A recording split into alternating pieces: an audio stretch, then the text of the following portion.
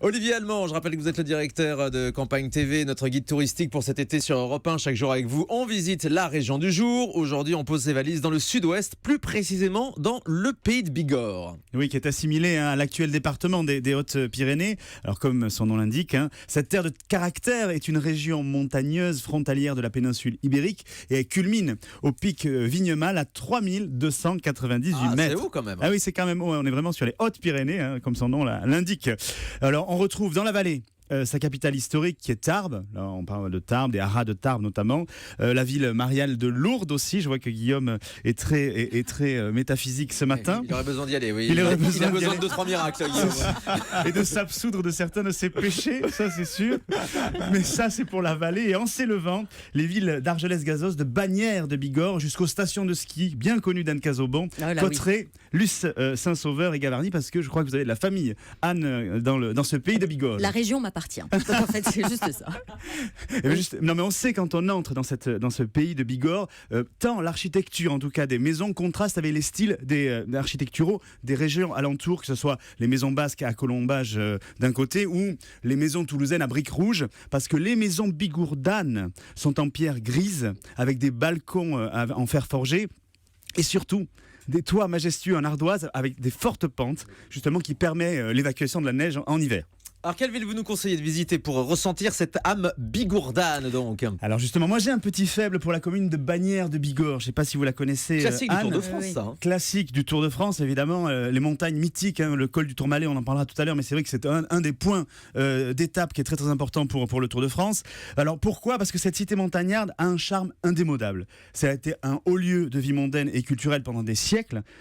Bagnères a accueilli bon nombre de personnalités qui étaient séduites tant par les vertus curatives de ces eaux que par l'émulation artistique et l'inspiration qu'il y avait autour de ces montagnes. On peut parler d'Henri IV, bien évidemment, Montaigne, Lamartine, Rossini, Napoléon et Georges Sand, là aussi, qui était hier soir à l'antenne dans ce Secret d'Histoire. On en a parlé la semaine dernière dans le Cher, dans le centre de la France. Exactement. Il faut visiter donc le Vallon du Salut, qui est un somptueux théâtre de la nature, qui est le point central de l'histoire de Bagnères, puisque l'eau tiède, l'eau thermale qui est tiède, provient du cours d'eau qui prend la naissance dans ce vallon-là, et sans oublier ces monuments emblématiques comme le beffroi carré qui s'appelle la Tour des Jacobins de type gothique et son incontournable halle de type Baltard qui abrite le samedi le fameux marché traditionnel où on retrouve les produits bigourdans, c'est-à-dire le porc noir de Bigorre, l'agneau des Pyrénées, le haricot tarbé, les fameux fromages de vache et de brebis et puis les vins de Madiran et du pacherinck de Villebille. Vous nous donnez l'eau à la bouche. Halle de tradition Baltard, c'est-à-dire que c'est la même fabrication, la même conception que le pavillon Baltard qu'on voit en région parisienne, que tout le monde connaît par la Nouvelle Star, j'ai les références que j'ai.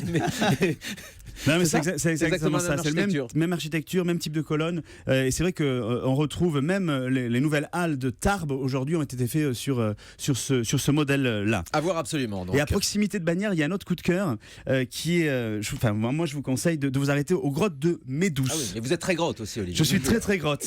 Alors justement, celles-ci, elles sont divisées en 2 galeries. Là aussi, vous pourrez apprécier des concrétions, Guillaume, très très riches, et une rivière souterraine de bleu très très intense. Il y aura des stalactites et des stalagmites. Il y aura les deux, les tites et les mythes, qui ont connu une notoriété en tout cas importante jusqu'à la fin du XVIIIe siècle, parce qu'il y a une légende là aussi qui veut que la Vierge Marie soit apparue à une petite bergère qui s'appelle Lillois, et justement c'est devenu après Lourdes le 2e site marial, comme on avait réservé à l'Aude à la Vierge Marie dans ce pays de Bigorre.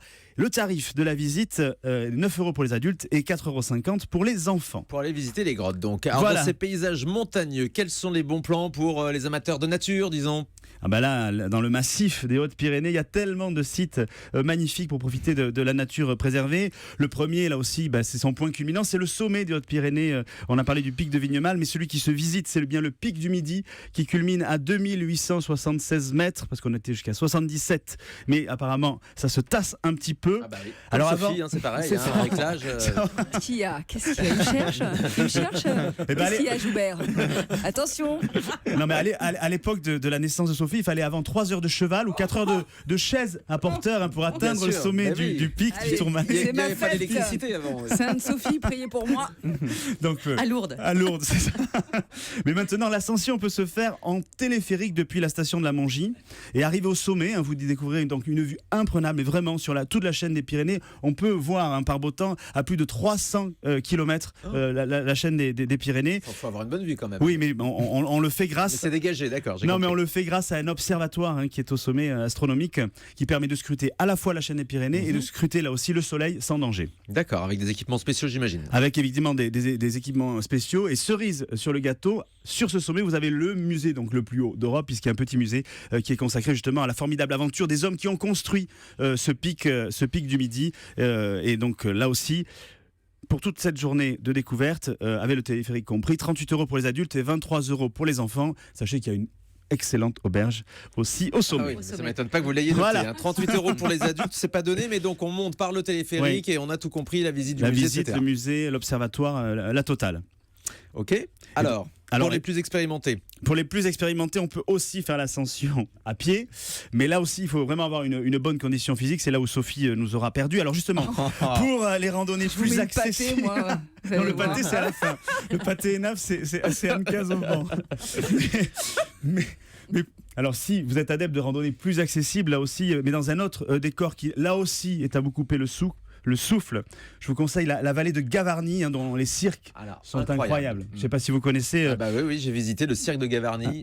C'est incroyable. C'est incroyable. Il y a des formations naturelles de type glaciaire qui, les terrains calcaires, alors maintenant de couleur ocre ou rosé, se sont retournés, se sont élevés jusqu'à plus de 3000 mètres d'altitude. Alors il y a le cirque de Gavarnie qui est connu, il y a le cirque d'Estobé et il y a le cirque de Troumouze. Troumouze. Merci. Si mes souvenirs sont bons, faut marcher quand même pour y aller. Il faut marcher. Faut marcher, mais ça reste des balades familiales vraiment très accessibles. C'est ça, hein. bah oui. Il y a vraiment. Oui, si la je l'ai fait, montagne je pense à que vache c'est au donné à début. tout le monde. Oui.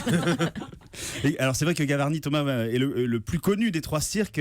Il faut s'imaginer que Gavarnie fait 6,5 km de circonférence, qu'on a une paroi haute de plus de 1500 mètres et en son cœur, on y trouve l'une des plus grandes cascades d'Europe de 427 mètres, qui est la source du Gave de Pau. D'accord. Donc là aussi, Je sais pas si c'est... vous imaginez, mais 6,5 km de circonférence, c'est donc absolument énorme. C'est des paysages qu'on peut voir qu'en France, dans ces endroits, dans ces régions très montagneuses, et qui rappellent des domaines naturels comme le Grand Canyon ou ce genre de choses. Très sincèrement, c'est magnifique à voir ça. Non mais c'est vrai qu'on parlait de l'Ardèche et c'est vrai que il y a quelques, c'était je crois c'est lundi, Ouais. et c'est vrai que c'est deux vraiment sites qui sont vraiment impressionnants. Je pense que on parlera tout à l'heure après la pause avec un guide de haute montagne qui va justement nous expliquer tous les types de randonnées qu'on peut faire et toutes les activités qu'on peut faire dans ces cirques.